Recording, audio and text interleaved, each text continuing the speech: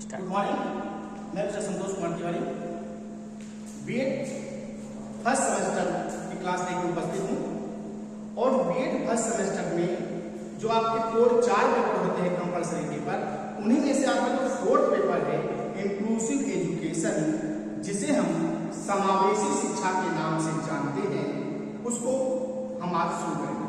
तो आज उसकी पहली यूनिट स्टार्ट करते हैं और पहले यूनिट में है कि समावेशन से क्या तात्पर्य है या समावेशन क्या है।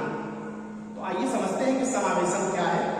तो समावेशन समावेशी दृष्टिकोण को या समावेशी दृष्टिकोण के अनुसार सभी के लिए शिक्षा का प्रावधान किया गया है। अब बात ये आती है कि शिक्षा में हम सभी के लिए शिक्षा की बात क्यों करते हैं? क्या सभी को प्रॉपर रूप से शिक्षा नहीं मिल रही है? जी हाँ, सभी को प्रॉपर रूप से शिक्षा नहीं मिल रही है, इसीलिए सभी के लिए शिक्षा की बात कही गई।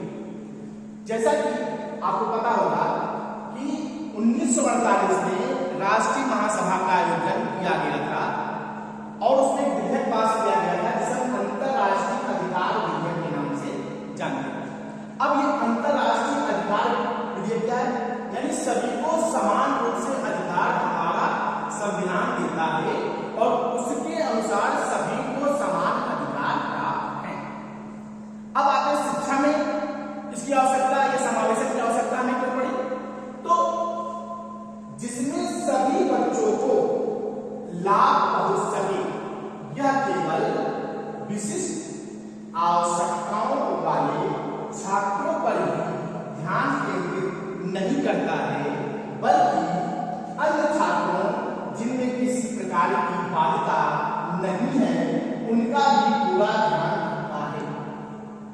यानी समझने वाली बात है कि जिनमें किसी प्रकार की बाध्यता नहीं है, लेकिन ये पॉइंट क्या है, इस पॉइंट को समझना। जिनमें किसी प्रकार की बाध्यता नहीं है, तो हम तो साधारण बच्चे हैं या आप जो लोग बैठे हो साधारण बच्चे हैं, तो उनमें से बाध्यता तो है ही नहीं। लेकिन ये पूरा जो आपका कॉन्सेप्ट है, जो समावेशी का कॉन्सेप्ट है, जो अवधारणा है, वो इसी पर आधारित है, किसी भी प्रकार की बाध्यता नहीं है।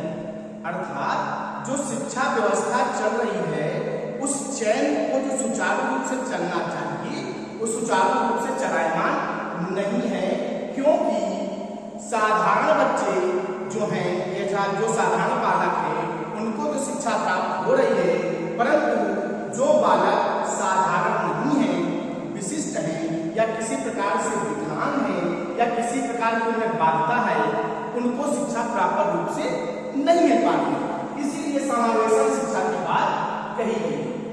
यानी उसका पूरा कंक्लूजन क्या निकल के आता है कि समावेशी शिक्षा के अनुसार हमें सभी बच्चों को एक साथ एक ही विद्यालय में शिक्षा देने की बात कही गई है, चाहे वो बच्चा किसी भी प्रकार से बाधित हो, जब तक कि उसे अन्य शिक्षा देने की आवश्यकता ना हो, उनको हम एक साथ रहकर एक ही कक्षा में एक ही विद्यालय में रहकर शिक्षा देने की बात कही गई है।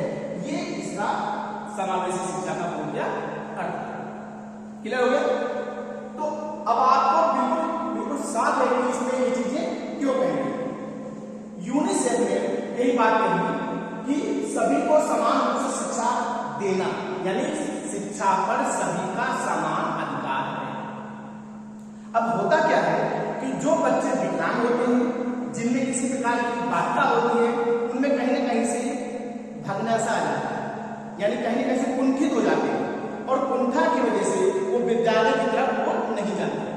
उनमें सबसे बड़ा योगदान उनके पेरेंट्स, उनके माता पिता को होता है। उनको लगता है कि अगर बच्चा मेरा विकलांग है, कम सुनाई पड़ता है, इसको कम दिखता है या पैर से विकलांग है, तो शिक्षा लेकर क्या करेगा, इसके जीवन में क्या बदलाव आएगा? किसी प्रकार का कोई बदलाव नहीं आ सकता। इसलिए कहीं ना कहीं हमें इस शिक्षा पर विचार करने की आवश्यकता पड़ी कि हमें उनकी हीन भावनाओं को दूर करना है और उनको जब सबके साथ शिक्षा देने की बात करेंगे, तो कहीं ना कहीं साधारण बच्चे और असाधारण बच्चे और विशिष्ट बच्चों में कहीं ना कहीं जाकर एक प्रकार की अंतःक्रिया होगी,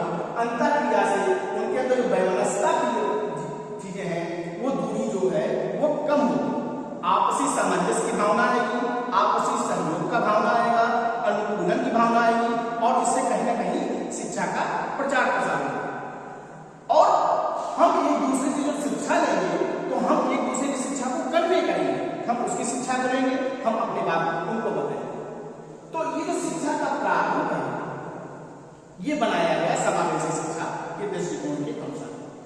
अब आते हैं कि आज से इस शिक्षा को विशेष में किस रूप से ध्यान देना चाहिए। तो इस शिक्षा में जो मेन रूप है या जो मेन कर्ता धरता है वह है शिक्षक। शिक्षक क्या है? शिक्षक का जो मेन मोटिव होता है वो सभी बच्चों को निर्देशित करना होता है। पहले क्या था, हम जो साधारण बच्चे होते हैं उनमें हम ये देखते हैं कौन बच्चे के अंदर विलक्षण क्षमता है या कौन बच्चे के अंदर किस प्रकार की क्षमता है। ये बच्चा पढ़ने में तेज है, ये बच्चा पढ़ने में कमजोर है। लेकिन जब हम बाध्यता की तरफ आते हैं उनमें कहीं ना कहीं ये चीजें आती है कि हमें बच्चों को निर्देशित करना होता है कि किस प्रकार से शिक्षा को हम आगे प्रसारित कर सके। अब आते हैं समावेशी शिक्षा की विशेषता या इसकी विशेषता क्या। तो पहला पॉइंट जैसा कि आपको पता है लिखा है कि समावेशी शिक्षा केवल अशक्त बालकों के लिए नहीं, अर्थात जो हम लोग कंफ्यूजन पाल लेते हैं कि जो समावेशी शिक्षा का प्रावधान है वो कहीं ना कहीं अशक्त या बाधित बालकों के लिए, ऐसा नहीं। समावेशी शिक्षा उन सभी बालकों के लिए है जो शिक्षा पाना चाहते हैं या शिक्षा के लिए जागरूक है। इससे क्या फायदा होगा? इससे साधारण और असाधारण दोनों बालक एक साथ रहकर शिक्षा ग्रहण करेंगे, जिससे वह आपस में अंतःक्रिया करेंगे और शिक्षा आगे की ओर अग्रसर होगी। तो ये बात दिमाग से हटा देना है कि समावेशी शिक्षा केवल अशक्त बालकों के लिए नहीं है, ये सबके लिए। दूसरा पॉइंट आते हैं शिक्षा एक मौलिक अधिकार है। तो ये बात संविधान में इसलिए लिखी गई है कि हमें किसी को भी शिक्षा से वंचित नहीं करना है, चाहे वो किसी भी स्तर का बालक हो या किसी भी जाति का बालक हो या किसी भी प्रकार के लिंग भेद की भावना को भी हमें नहीं लाना है। अर्थात सभी के लिए शिक्षा का अधिकार करना सुनिश्चित है, यह हमारे संविधान में लिखा हुआ है। तीसरा पॉइंट आते हैं सबके लिए विद्यालय का प्रावधान। यही मोटिव है, यही चीज समझने वाली है कि हमें प्राथमिक स्तर से ही सभी के लिए विद्यालय का प्रावधान होना चाहिए। उन अशक्त बालकों के लिए भी विद्यालय का प्रावधान होना चाहिए।